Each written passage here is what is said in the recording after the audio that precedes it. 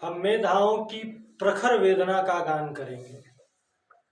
आज हम लोग चर्चा करेंगे एसएससी सीपीओ एसआई 2022 के कट ऑफ के बारे में।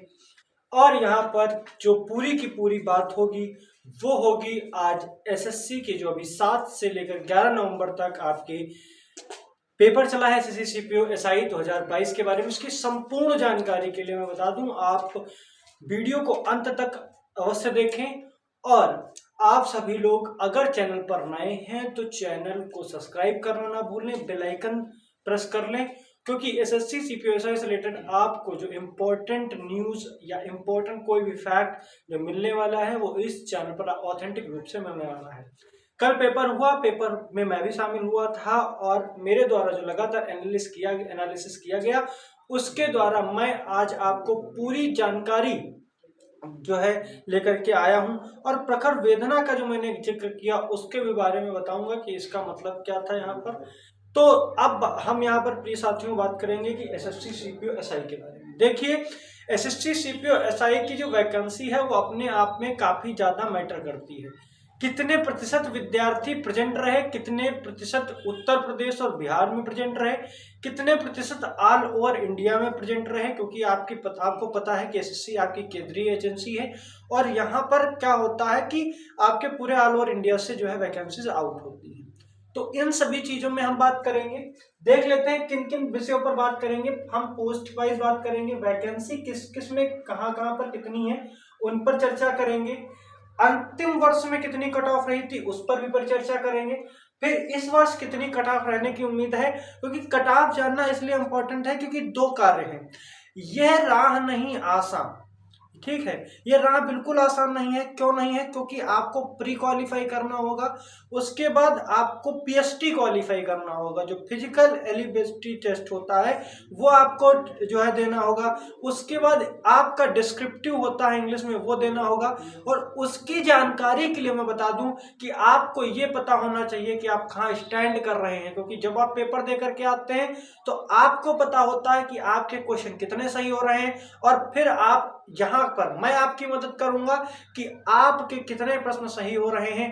तो आप पीईटी की तैयारी, मतलब जो आपके फिजिकल एलिजिबिलिटी टेस्ट है उसकी तैयारी करना आप लोग स्टार्ट कर दीजिए। और क्योंकि वहां पे आप लोग, आपको पता है कि काफी ज्यादा 25 साल तक लोग यहाँ पर अप्लाई कर सकते हैं।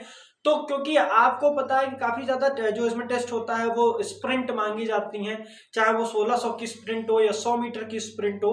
और उसके लिए आपको रेगुलर प्रैक्टिस की आवश्यकता होती है। जो आपके एस्पिरेंट लगातार प्रैक्टिस कर रहे हैं, ठीक है, और जो व्यक्ति पढ़ाई करने के साथ भी तैयारी कर रहे हैं आपके दौड़ वगैरह की या शॉर्ट पुट की या लॉन्ग जंप की, हाई जंप की, तो उनके लिए भी मैं बता दूं कि आपको कट ऑफ की जानकारी होनी बहुत जरूरी है। तो अंत तक बने रहेंगे। अब हम बात करना शुरू करते हैं अपने वीडियो जो जिसके लिए हम लोग जो है यहाँ पर उपस्थित हुए हैं।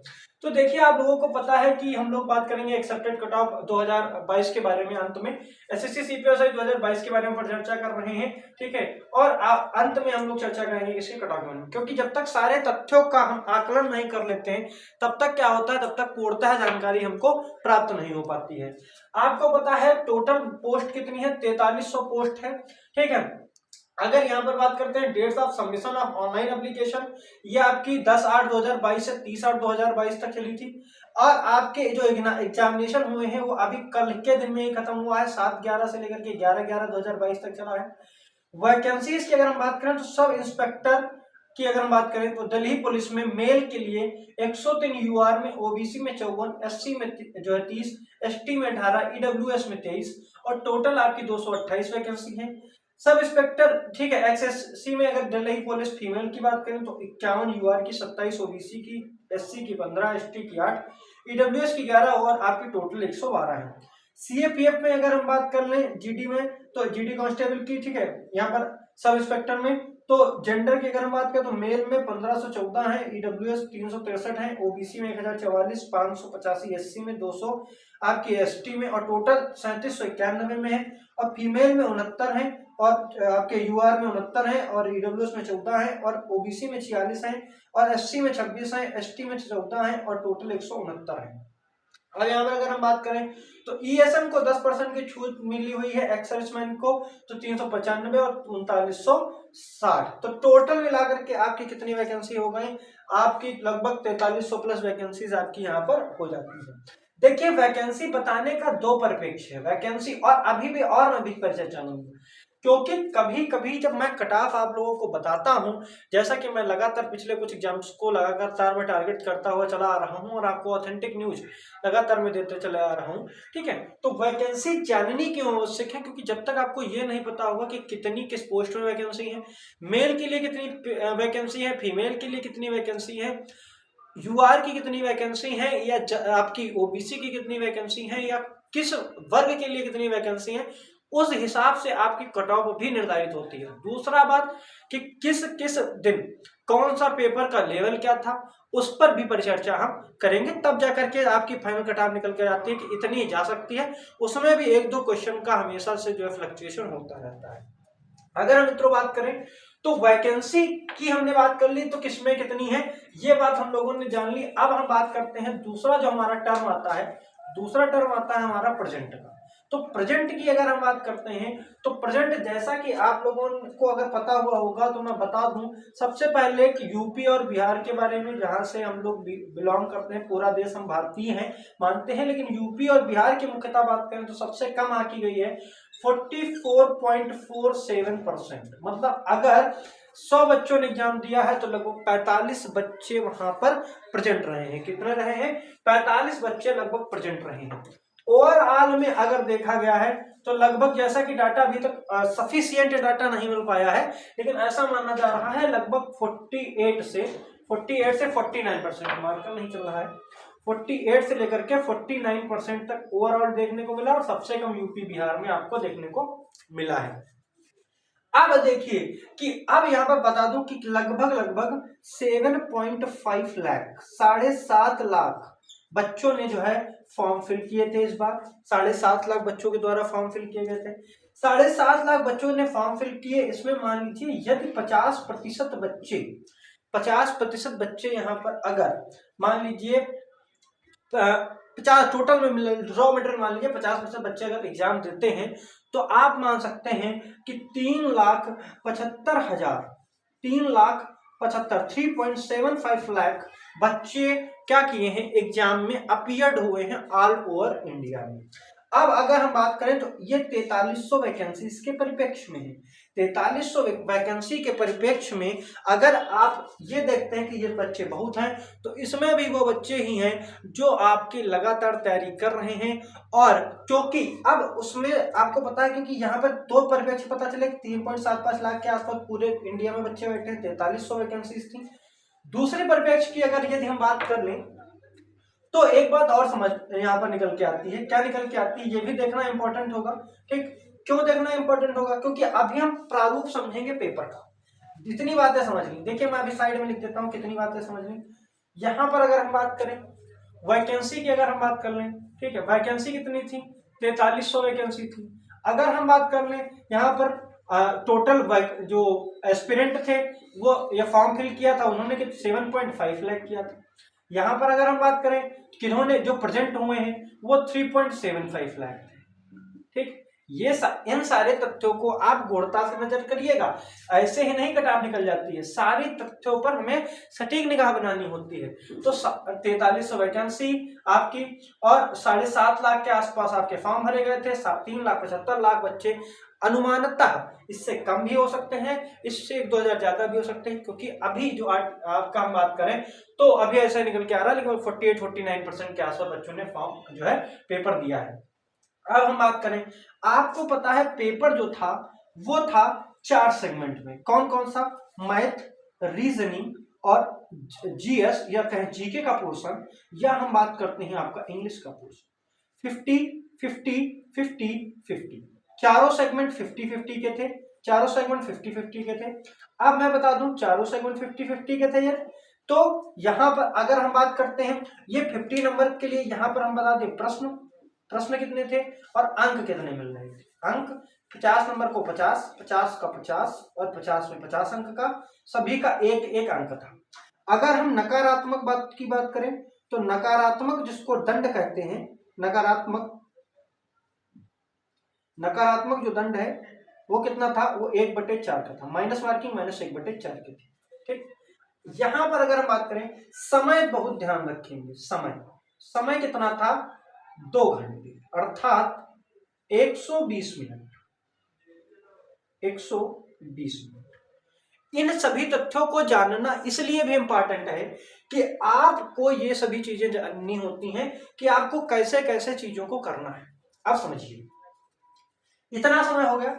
अब ये समझिए कि आप यूपीएसआई की बात करते हैं तो 120 मिनट में 160 क्वेश्चन करने होते हैं, जिसमें आपको पता है कि वहां पर क्वेश्चंस कम होते हैं, यहां पर मैथमेटिक्स और रीजनिंग में 10-10 क्वेश्चन बढ़ते हैं, सभी सेगमेंट में 10-10 क्वेश्चन बढ़ते हैं, और आपके टोटल क्वेश्चन हो जाते हैं 200, और समय आपके पास रहता है 120, और उसमें भी लगती है -1/4 की माइनस मार्किंग।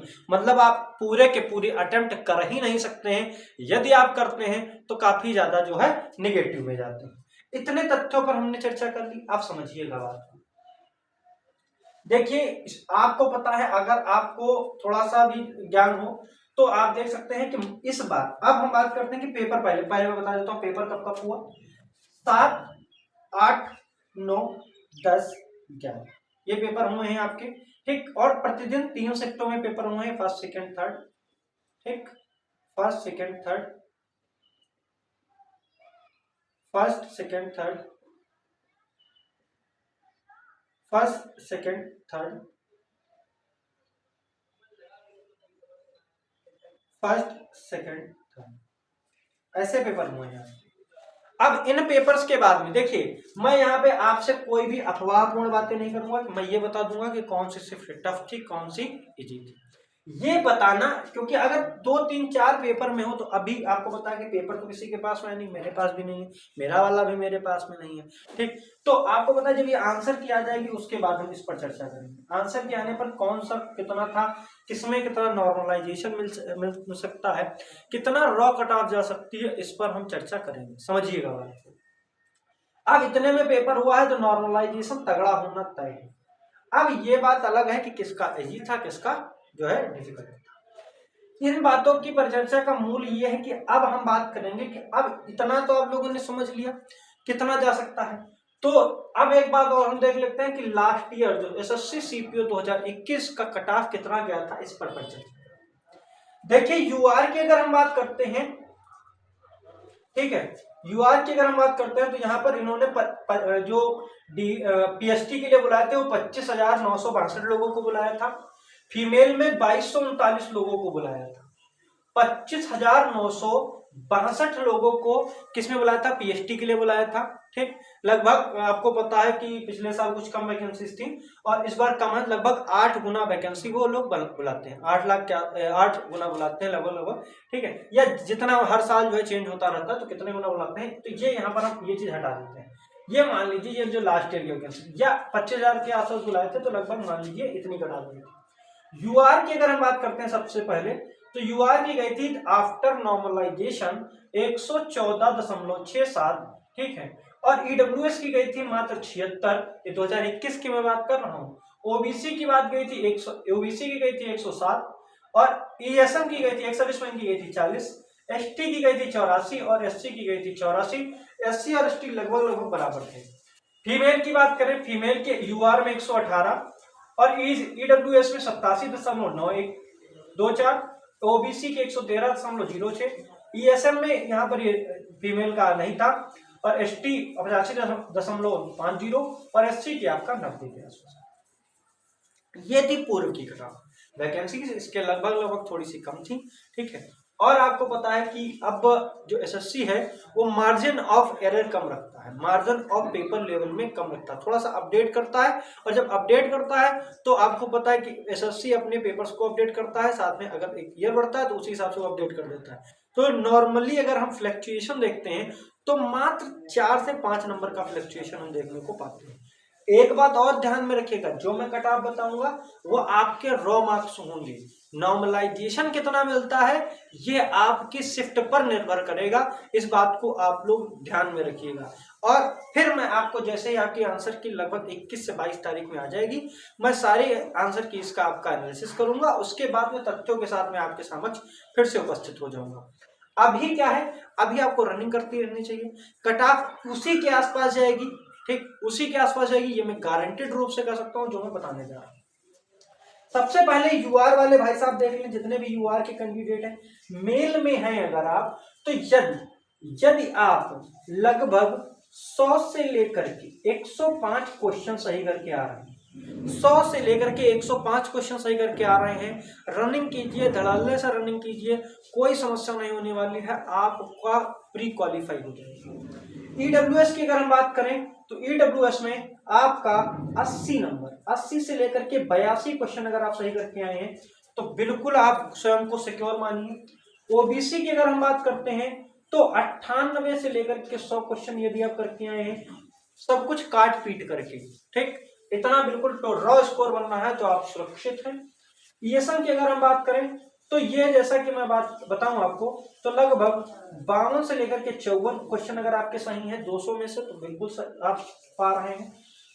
अगर यहाँ पर बात करें 86 से लेकर के 87 नंबर एसटी और आपका 88 ±1 आपका जो है एससी कैटेगरी में आप ये ला सकते हैं, तो आराम से आपका ये हो जाएगा। इन सभी में आप क्या करिए, ±2 का औसत ले लीजिए, ±2, जो कि मैं फ्लक्चुएशन इतना रखता हूं अपनी कट ऑफ में, ठीक है, ±2 का ले लीजिए। अब इससे काफी ज्यादा हाई रहेगी फीमेल की। फीमेल अगर कैंडिडेट ने 100 अगर हम बात करें यहाँ पर तो 116 ±2, अगर यूआर की, ईडब्ल्यूएस की अगर हम बात करें तो यहाँ पर 90 ±2, अगर हम बात करते हैं ओबीसी की तो 115 ±2, ईएसएम की बात करते हैं तो ईएसएम यहाँ पर कोई कैंडिडेट नहीं है, क्योंकि आपको पता है कि इससे पूर्व में जो आपका जो बीएसएफ है या सीएपीएफ है या सीआरपीएफ है, इसमें जो है अभी तक पिछले साल तक, ठीक है, लड़कियों की जो एंट्री थी वो बंद थी, ठीक है। अब जो है लड़कियों के लिए भी वो कर दिया गया है लगातार पिछले कुछ सालों से, तो अभी आपको पता है कि इसमें अभी नहीं है। एसटी की अगर हम बात करते हैं तो एसटी में जो एक्स सर्विसमैन वाले में नहीं आ पाती हैं महिलाएं। एसटी में अगर हम बात करें तो एसटी में लगभग 87 से लेकर के 88, और एससी की बात करें तो लगभग 92 ±2 के आसपास आपकी कट ऑफ रहने वाली है। ये आप चाहें तो स्क्रीनशॉट ले लें, चाहे जो मन हो वो कर लें, इतना ही आपकी कट ऑफ रहने वाली है। यूआर की 100 से 105 के बीच में, ईडब्ल्यूएस की 80 से 82, ओबीसी की 98 से 100, ईएसएम की 52 से 54, एसटी की 86 से 87, एससी की 88 ±2। महिलाओं की बात करें तो यूआर में 116 ±2, तो ये पेपर 1 की कट ऑफ मैं बता रहा हूं जो अभी आप लोगों ने दिया है, ठीक, पेपर 1। और यहाँ पर यूआर की महिलाओं में 116 ±2, ईडब्ल्यूएस की 90 ±2, ओबीसी की 115 ±2, एसटी की 87 से 88 ±2 और एससी की आपकी 92 ±2। इतने नंबर यदि आपके बन नहीं है तो आप अपनी फिजिकल जो पीएसटी होती है उसकी तैयारी कीजिए, ठीक है, उसमें कोई शंका की बात नहीं है, आपको पीएसटी अवश्य देने को मिलेगा, ठीक, पीएसटी आपको देने को मिलेगा, साथ में पेपर सेकंड भी आपको देने को मिलेगा। यदि आप पीएसटी जो आपका फिजिकल एलिजिबिलिटी टेस्ट होता है वो आप पास करते हैं तो आपको बिल्कुल जो है सेकंड पेपर देने को मिलेगा, जो कि आपको पता है इंग्लिश का होता है और डिस्क्रिप्टिव होता है। आप सभी लोगों को जो हमारी ये न्यूज़ है वो कैसी लगी और जो आप लोगों को वीडियो कैसी लगी कमेंट बॉक्स में ना बताना भूलें, और आप लोगों को क्या डाउट हो रहे हैं या कुछ भी है, कोई भी क्वेरी है एसएससी सीपीएसआई को लेकर के, जरूर आप लोग कमेंट बॉक्स में बताएं, कमेंट करना ना भूलें। और अभी तक आपने अगर हमारे चैनल को सब्सक्राइब नहीं किया है या आप चैनल पर नए हैं तो आप जल्दी से चैनल को सब्सक्राइब कर लीजिए, बेल आइकन प्रेस कर लीजिए, क्योंकि एकमात्र श्लोक शिक्षालय ही है जहां पर आपको मिलती है ऑथेंटिक जानकारी और बिना किसी हवाई बातों की। आप सभी का बहुत बहुत धन्यवाद, मिलते हैं अगली वीडियो में, तब तक आप सभी लोग स्वस्थ रहें, ईश्वर से यही कामना है। जय हिंद, जय भारत, वंदे मातरम।